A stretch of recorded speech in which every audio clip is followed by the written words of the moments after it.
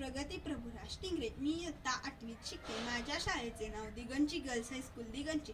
यावर्षी मी अनेक झाडे लावली. त्या झाडांमध्ये गुलाब, दुपारती, वांगी, झेंडू, गुलाब, गवरी, टमॅटो, गवती चहा, पालक, पुदिना, मोगरा, वांगी, आळू आणि गुलाब व तुळस.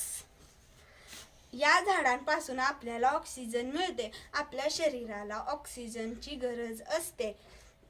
या कोरोना कालखंडात ऑक्सिजनची खूप गरज भासली, ती या झाडांपासून आपल्याला भेटली.